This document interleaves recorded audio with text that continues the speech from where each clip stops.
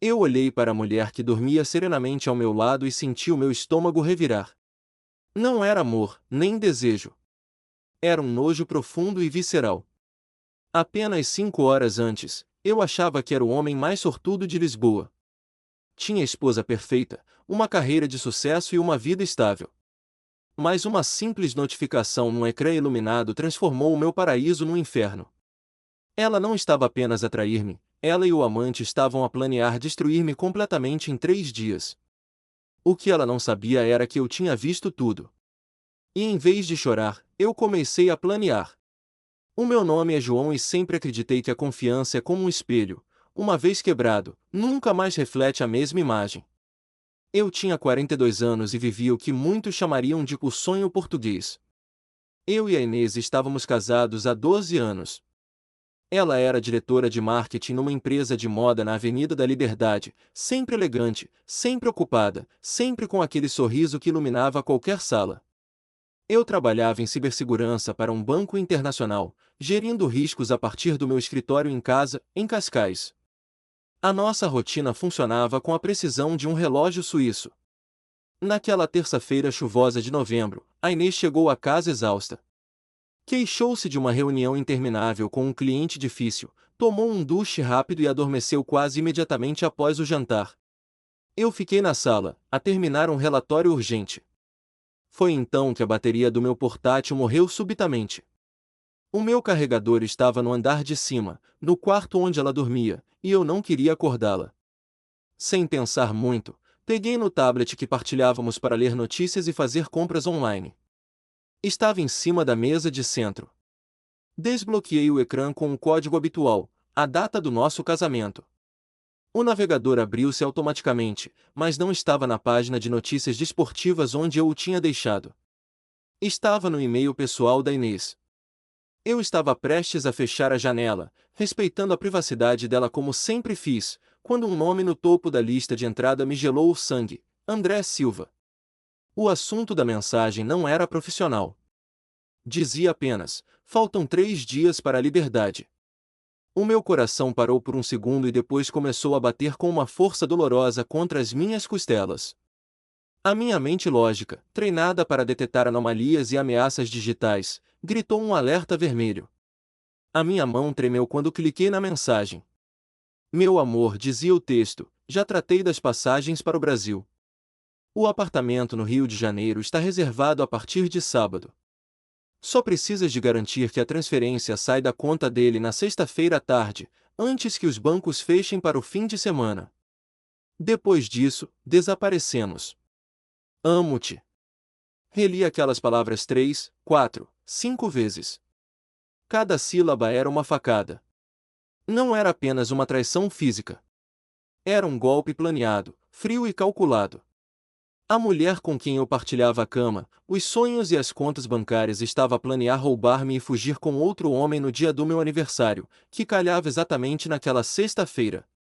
Senti uma náusea súbita subir pela garganta, mas forcei-me a respirar fundo. Anos a lidar com crises de segurança ensinaram-me uma coisa crucial: nunca reajas emocionalmente quando estás sob ataque. Recolhe dados. Analisa. Contrai e ataca.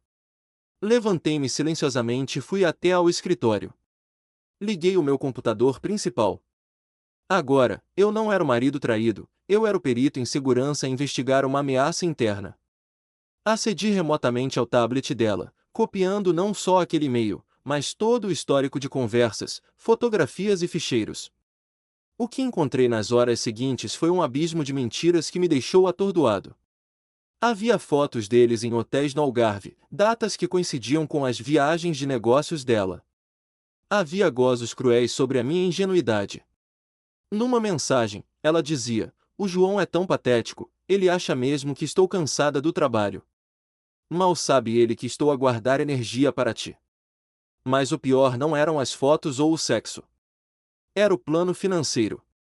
Encontrei um documento partilhado onde detalhavam como liquidar os nossos investimentos, vender as ações e transferir todo o capital líquido para uma conta offshore em nome de uma empresa fantasma que o tal André tinha criado. O plano era executar tudo na sexta-feira, aproveitando o facto de eu tirar a tarde de folga para o meu aniversário, assumindo que eu estaria distraído e relaxado.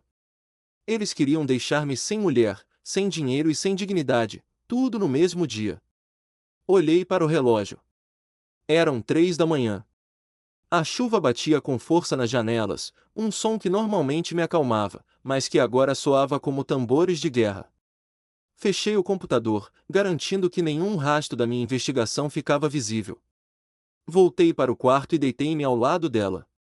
Inês suspirou durante o sono e virou-se para mim, colocando um braço sobre o meu peito. Aquele toque, que horas antes me traria conforto, agora parecia o toque de uma serpente. Fiquei ali, imóvel, a olhar para o teto escuro. Eles tinham um plano para sexta-feira. Mas eles cometeram um erro fatal, subestimaram o homem que queriam destruir. Eu tinha 3 dias. 3 dias para transformar o plano de fuga deles na sua própria prisão. Sorri na escuridão, um sorriso frio e sem alegria. O André queria o meu dinheiro e a minha mulher? Pois bem, ele iria descobrir que, na vida real, o predador pode tornar-se a presa num piscar de olhos. A guerra tinha começado, e eu não tencionava perder. A manhã seguinte foi o maior teste de representação da minha vida. Acordei antes do despertador, com a adrenalina a correr nas veias em vez de sangue, mas forcei-me a manter a respiração lenta e regular. Quando a Inês abriu os olhos, ofereci-lhe o café na cama como fazia todos os dias. Ela sorriu, agradeceu e falou sobre os planos para o meu aniversário na sexta-feira com um entusiasmo que, agora eu sabia, era totalmente fabricado. Cada palavra carinhosa que saía da boca dela soava como vidro a partir-se nos meus ouvidos. Ela não estava a planear uma celebração, estava a fazer a contagem decrescente para a minha execução financeira. Assim que ela saiu para o trabalho, a minha persona de marido dedicado desapareceu e o especialista em segurança cibernética assumiu o comando. Tranquei-me no escritório e comecei a verdadeira caça. O nome André Silva era demasiado comum, um disfarce perfeito por si só, mas a vaidade é o calcanhar de Aquiles de qualquer criminoso. Utilizei uma das fotografias que tinha extraído do telemóvel dela e corri um algoritmo de reconhecimento facial cruzado com bases de dados de redes sociais e registros públicos. O resultado demorou apenas 10 minutos a aparecer e foi mais perturbador do que eu imaginava. O homem que a minha mulher amava não se chamava André. O nome verdadeiro dele era Carlos, e ele tinha um cadastro que se estendia de Braga ao Algarve. Não era um empresário de sucesso, como ela descrevia nas mensagens às amigas, mas sim um burlão profissional especializado em mulheres casadas e insatisfeitas. Encontrei fóruns online de antigas vítimas que descreviam o mesmo modus operandi: sedução rápida, promessas de uma vida nova num país tropical e, finalmente, o desaparecimento total após a transferência das poupanças conjuntas. A Inês achava que era parceira dele no crime, mas na realidade era apenas a próxima vítima. Por um breve segundo, senti uma pontada de pena, mas esta evaporou-se instantaneamente quando me lembrei do gozo com que ela falava da minha ingenuidade. Ela escolhera trair-me, as consequências da sua escolha de parceiro já não eram problema meu. Com a identidade do inimigo confirmada, passei à fase seguinte, a proteção dos ativos. Saí de casa e conduzi até a Baixa de Lisboa para me reunir com o Ricardo, o meu advogado de longa data e um dos homens mais impiedosos em tribunal que eu conhecia. Sentei-me no escritório dele, com vista para o Tejo, e coloquei o tablet clonado e um dossiê impresso sobre a mesa. O Ricardo ouviu a história em silêncio, folheou as provas e a sua expressão endureceu. Ele explicou-me que, em Portugal, a lei do divórcio podia ser complexa, mas com provas de uma tentativa premeditada de dilapidação de patrimônio conjugal, tínhamos uma vantagem nuclear. Ele preparou imediatamente uma providência cautelar secreta, pronta a ser acionada no momento exato, e aconselhou-me sobre como movimentar o dinheiro legalmente sem alertar a Inês. Voltei para casa com um plano financeiro cirúrgico. A Inês precisava de acreditar que o dinheiro ainda estava lá para o plano dela funcionar na sexta-feira. Usando as minhas credenciais de administrador no nosso banco online, configurei o que na gíria informática chamamos de honeypot, um pote de mel. Transferi o saldo real das nossas contas de investimento e poupança para uma conta blindada em meu nome, deixando na conta conjunta apenas um valor residual. No entanto, manipulei a interface visual que a Inês via no telemóvel dela através de um espelhamento de servidor local. Quando ela abrisse a aplicação do banco, veria os 250 mil euros ainda lá, disponíveis e prontos para serem roubados. Era uma ilusão digital perfeita. A parte final do meu dia foi a mais arriscada. Instalei um keylogger e um rastreador de GPS oculto no carro dela enquanto ela tomava banho. Precisava de saber exatamente onde ela estaria a cada segundo nas próximas 48 horas. Quando nos sentamos para jantar nessa noite, a Inês parecia radiante, provavelmente a sonhar com as praias do Rio de Janeiro. Ela perguntou-me se eu queria ir ao nosso restaurante favorito na sexta-feira à noite para festejar os meus 43 anos. Eu concordei, mantendo o contato visual, e disse-lhe que seria uma noite inesquecível. Ela não percebeu o duplo sentido. O palco estava montado, as armadilhas estavam armadas e o relógio continuava a contar. Faltavam 2 dias para o fim do meu casamento e o início da minha vingança. A sexta-feira amanheceu com um céu cinzento e pesado sobre Lisboa, um reflexo quase poético da tempestade silenciosa que estava prestes a arrebentar sobre as nossas cabeças. Para Inês, aquele era o dia da libertação, para mim, era o dia do julgamento final. Acordei com um nó no estômago, uma mistura tóxica de ansiedade e antecipação fria, mas forcei os músculos do meu rosto a comporem a máscara de serenidade que eu usava há 3 dias. Quando ela me entregou o presente de aniversário, um relógio de marca, comprado ironicamente com o dinheiro da conta que ela tencionava esvaziar horas depois, agradeci com um beijo na testa. O toque da pele dela, que outrora fora o meu abrigo, agora parecia queimar-me os lábios. Ela sorriu, mas os olhos dela não estavam em mim, estavam no relógio de parede, a calcular os minutos que faltavam para a fuga. Passei o dia num estado de hipervigilância, trancado no meu escritório em casa, fingindo trabalhar enquanto monitorizava cada movimento digital dela. Via trocar mensagens frenéticas com o André. A impaciência deles era palpável através do ecrã. Ele pressionava-a para fazer a transferência antes das 18 horas, alegando que precisavam do dinheiro limpo para garantir a entrada no Brasil. Ela garantiu-lhe que faria tudo durante o nosso jantar, aproveitando o momento em que eu estivesse distraído com o vinho e a sobremesa. Mal sabiam eles que eu não estava apenas a observar, eu estava a controlar o tabuleiro de xadrez inteiro. O meu software de monitorização estava ativo, e o honeypot bancário, a conta falsa que exibia o saldo milionário, estava armada como uma mina terrestre à espera de ser pisada. A noite caiu e fomos para um restaurante exclusivo em Belém, com vista para o Rio Tejo iluminado. O ambiente era de um romantismo sufocante, velas tremeluzentes, música de piano suave e o murmúrio discreto de conversas alheias. A Inês estava deslumbrante num vestido vermelho, mas a sua atenção era evidente para quem soubesse onde procurar. Ela mexia constantemente no guardanapo, verificava o telemóvel por baixo da mesa a cada 2 minutos e o riso dela soava agudo, forçado. Eu, por outro lado, bebi o meu vinho com uma calma que roçava a psicopatia. Brindei aos nossos 12 anos, brindei ao futuro, sabendo que cada palavra me aumentava a crueldade do que estava para vir. Eu estava a dar-lhe corda, metro após metro, apenas para garantir que a queda seria fatal. O momento decisivo chegou pouco depois da entrada. A Inês pediu licença para ir à casa de banho, levando a carteira com uma urgência mal disfarçada. Assim que a silhueta vermelha dela desapareceu no corredor, saquei do meu telemóvel e abri a consola de administração do servidor. O meu coração batia ritmicamente, sincronizado com o fluxo de dados que aparecia no ecrã. Vi o pedido de login dela na aplicação bancária. Acesso concedido. Vi a navegação para a área de transferências internacionais. Vi a introdução dos dados da conta offshore do amante. E então, vi o valor, 250 mil euros. Ela não hesitou. Ela não pensou 2 vezes. Ela carregou no botão de confirmar com a frieza de uma executora. Foi nesse instante que a minha armadilha digital se fechou. No ecrã dela, na privacidade daquela casa de banho de luxo, a mensagem de sucesso nunca apareceu. Em vez disso, o meu script personalizado desencadeou um protocolo de segurança agressivo. O ecrã congelou com um aviso vermelho intermitente, transação bloqueada, alerta de fraude nível crítico. Mas o verdadeiro golpe de mestre não foi o bloqueio, foi a notificação automática que o sistema enviou. O alerta não foi apenas para mim. Foi encaminhado instantaneamente para o departamento de fraudes do banco e, crucialmente, para o sistema de denúncias da Polícia Judiciária, com os metadados geográficos e o endereço IP que eu tinha subtilmente vinculado à conexão do André durante os últimos 2 dias.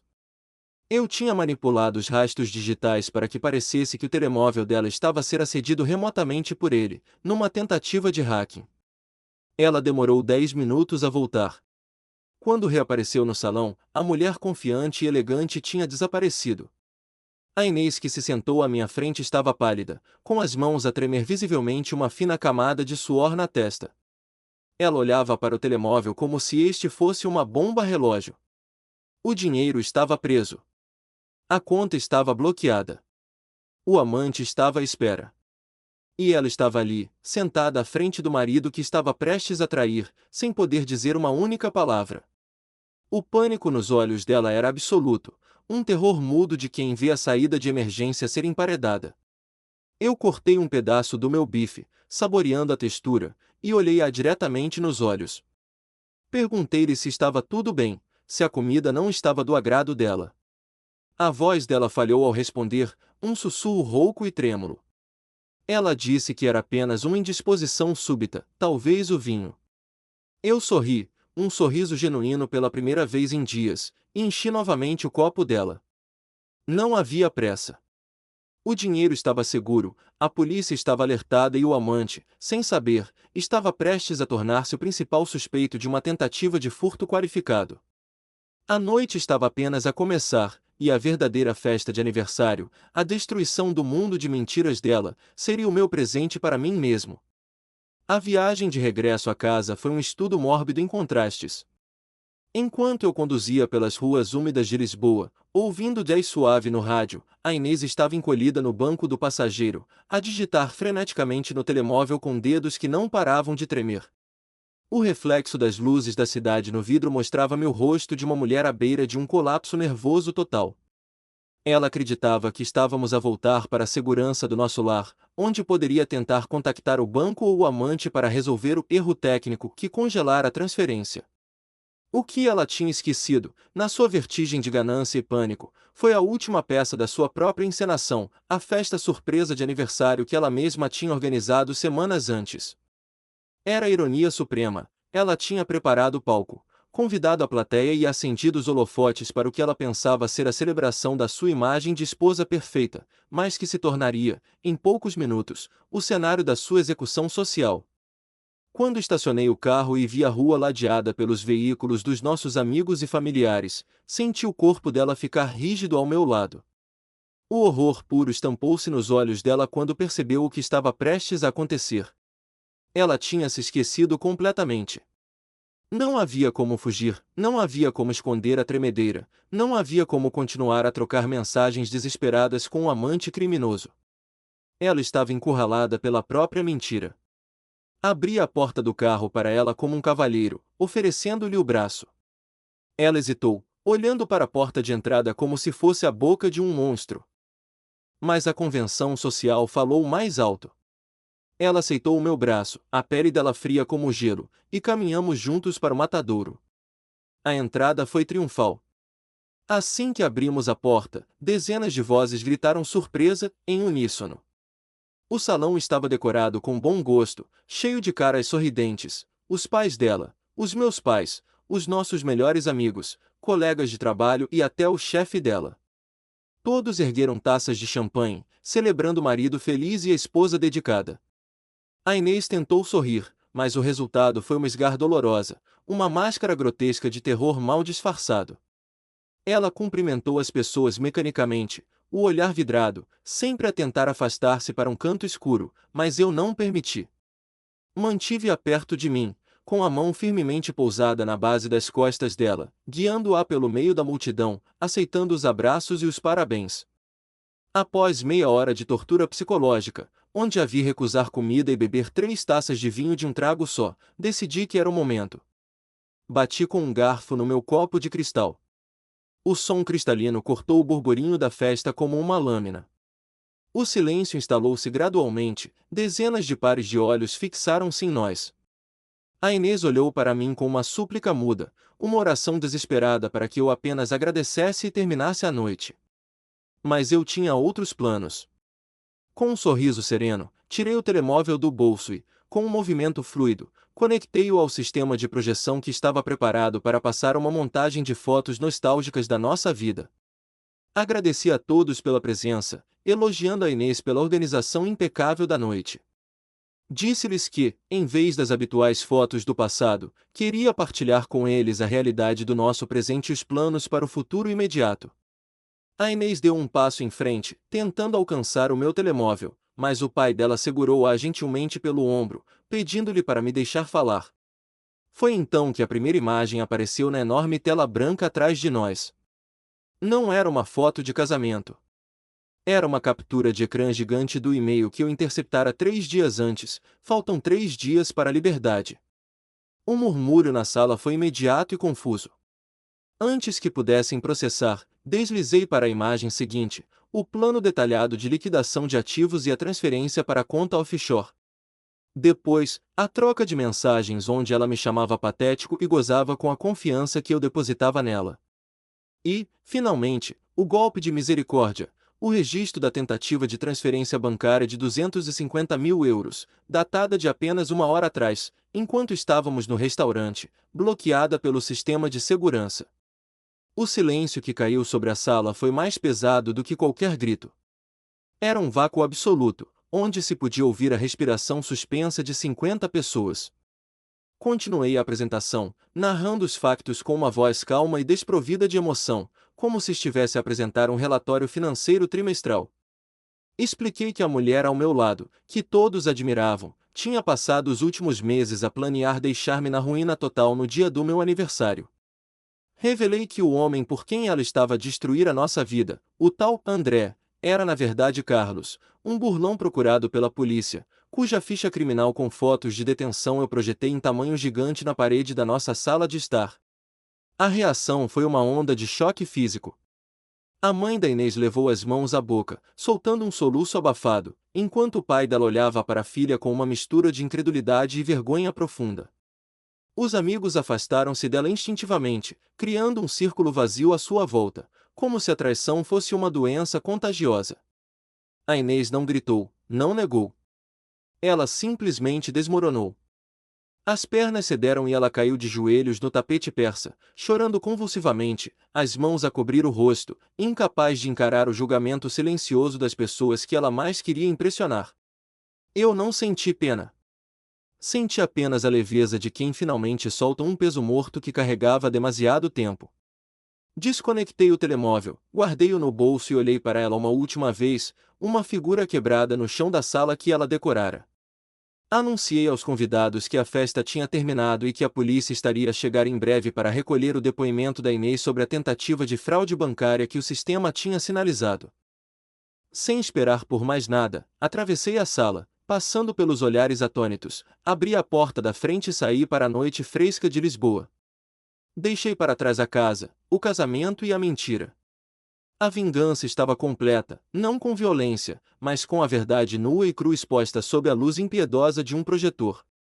Eu estava finalmente livre. Não olhei para trás enquanto caminhava para o meu carro, mas não precisei de ver para saber o que estava a acontecer. O reflexo intermitente das luzes azuis dos carros patrulha da PSP, que chegaram minutos depois da minha saída, iluminava a fachada da casa que outrora fora o meu santuário.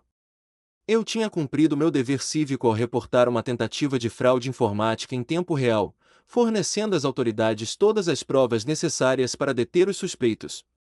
Para Inês, aquela noite não terminou com uma fuga romântica para o Brasil, mas sim com um interrogatório humilhante na esquadra, ainda vestida com o seu vestido de gala vermelho, agora amarrotado e manchado de lágrimas. O destino do André, ou melhor, do Carlos, foi ainda mais poeticamente trágico. Graças aos dados de geolocalização que eu tinha anonimamente partilhado com a polícia judiciária, ele foi interceptado no aeroporto Humberto Delgado, sentado no terminal de partidas, à espera de uma mulher e de um dinheiro que nunca chegariam. Ele tinha na mala vários passaportes falsos e bilhetes de ida para o Rio de Janeiro. A ironia suprema foi que, ao tentar burlar-me, ele expôs-se o suficiente para ser ligado a meia dúzia de outros processos de fraude que estavam adormecidos por falta de provas. A ganância dele foi a chave da sua própria cela. Ele não foi preso por amar a minha mulher, foi preso porque eu transformei o plano dele num farol para as autoridades. Nos meses que se seguiram, assisti ao desmoronar da vida da Inês com a distância clínica de quem observa um edifício a ser demolido de forma controlada. O processo de divórcio foi rápido e brutal. Com as provas irrefutáveis de adultério e, mais gravemente, de tentativa de dilapidação do patrimônio conjugal e associação criminosa, o meu advogado dizimou qualquer pretensão que ela pudesse ter. O juiz não mostrou clemência. Ela saiu do casamento sem pensão, sem casa e com uma dívida legal astronômica. Mas a verdadeira ruína dela não foi financeira, foi social. Lisboa é uma cidade pequena, especialmente nos círculos corporativos de elite onde ela se movia. A notícia do escândalo na festa de aniversário espalhou-se como fogo em palha seca. A reputação de profissional competente e esposa perfeita evaporou-se da noite para o dia. A empresa de moda despediu-a discretamente, alegando reestruturação, mas todos sabiam que nenhuma marca de prestígio queria ser associada a alguém envolvida numa investigação de fraude bancária. Vendi a casa de Cascais. Havia demasiados fantasmas naqueles corredores, demasiadas memórias manchadas pela mentira. Comprei um apartamento moderno no Parque das Nações, com vista para o rio, um espaço aberto e cheio de luz onde nada se escondia nas sombras. Foi lá que comecei a reconstruir-me, peça por peça. Não foi fácil. A confiança é um músculo que atrofia quando é ferido, e eu precisei de tempo para reaprender a acreditar nas pessoas. Mas não permiti que a amargura me definisse. A vingança tinha sido necessária para restabelecer o equilíbrio, mas não podia ser o meu alimento diário. Um ano depois, encontrei a Inês por acaso. Eu estava a sair de um almoço de negócios no Chiado quando a vi do outro lado da rua. Ela estava irreconhecível. O cabelo, antes sempre impecável, estava apanhado num rabo de cavalo desleixado. Usava roupas simples, desgastadas, e caminhava com os ombros curvados, como se carregasse um peso invisível. Ela trabalhava agora numa pequena loja de souvenirs para turistas, um emprego honesto, mas há anos-luz da carreira brilhante que tinha destruído pelas próprias mãos. Os nossos olhares cruzaram-se por um breve segundo. Vi nos olhos dela um pedido mudo de perdão, ou talvez apenas de reconhecimento, uma sombra da arrogância que ela exibia nas mensagens com o amante. Não senti raiva. Não senti ódio. Senti apenas uma indiferença profunda e silenciosa. Continuei a andar, sem abrandar o passo, sem acenar. Ela era apenas uma estranha com quem eu partilhara um passado que já não existia. Hoje, a minha vida é radicalmente diferente. Estou num relacionamento com uma mulher que valoriza a lealdade acima de tudo, alguém que conhece a minha história e que escolhe, todos os dias, construir algo real comigo. Aprendi que a melhor vingança não é ver o outro sofrer, embora a justiça tenha sido servida, a verdadeira vingança é viver bem, ser feliz e prosperar apesar do que nos fizeram. A Inês e o Carlos queriam roubar o meu futuro, mas acabaram por me oferecer um presente valioso, a oportunidade de limpar a minha vida de tudo que era falso. Eles ficaram presos nas ruínas das suas escolhas, enquanto eu, finalmente livre, caminhava em direção a um horizonte limpo. O jogo tinha acabado, e eu tinha vencido da única maneira que importa, sobrevivendo inteiro.